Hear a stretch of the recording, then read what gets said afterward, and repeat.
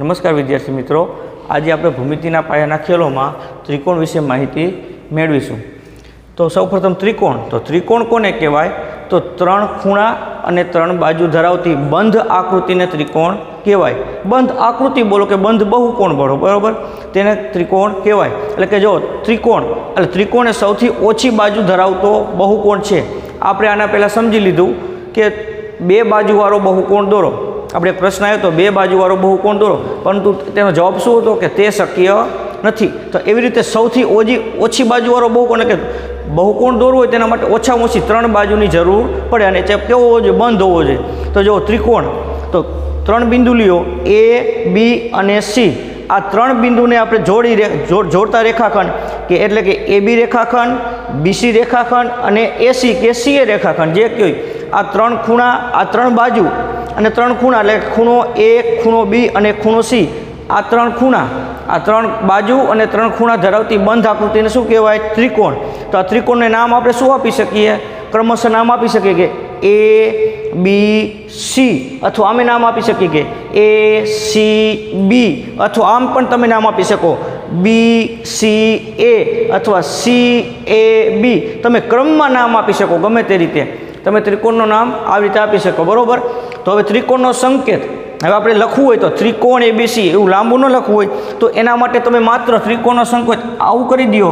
તો આ શું છે? ત્રિકોણનો સંકેત છે।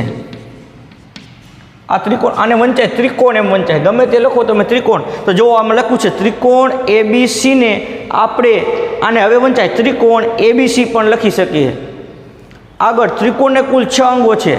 આપણે કેમ મનુષ્યને અંગો એવી રીતે ત્રિકોણને કુલ 6 અંગો છે। કયા 6 અંગો છે? તો કે ત્રણ ખૂણા અને ત્રણ બાજુ। હવે ત્રણ ખૂણા કયા? તો મેં કીધું ખૂણા કયા ખૂણા બને? તો જો એક ખૂણો આ બને, ખૂણો A।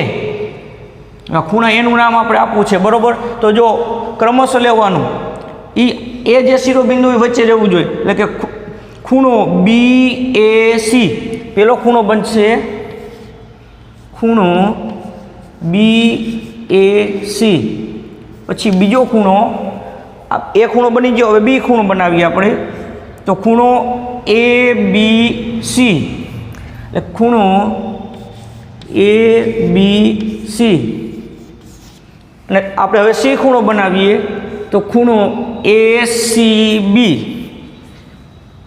ખૂણો ACB।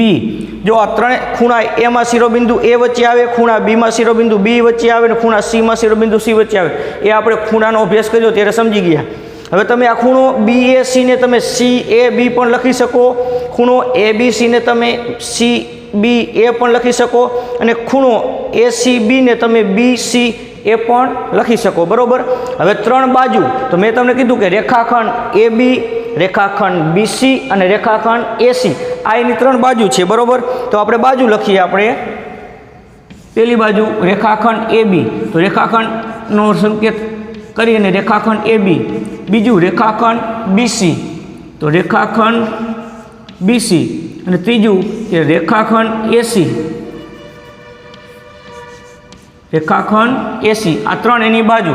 આમ ત્રિકોણના ત્રણ ખૂણા અને ત્રણ બાજુ એના અંગો કહેવાય। એટલે તમને ગમે તે એમ પૂછે કે ત્રિકોણ PQR ના ત્રણ ખૂણા અને ત્રણ બાજુ કયા? તો ખૂણો P, ખૂણો Q, ખૂણો R, ને ખૂણો PQ, ખૂણો QR ને ખૂણો PS, એવી રીતે ટૂંકમાં એના ત્રણ બાજુ અને ત્રણ ખૂણા થાય। હવે આગળ કે આ જે ત્રણ બિંદુ છે, બિંદુ A, B, C, આ જે જોડતા ત્રિકોણને જોડતા, એને શું કહેવાય? ત્રિકોણના શિરોબિંદુ કહેવાય।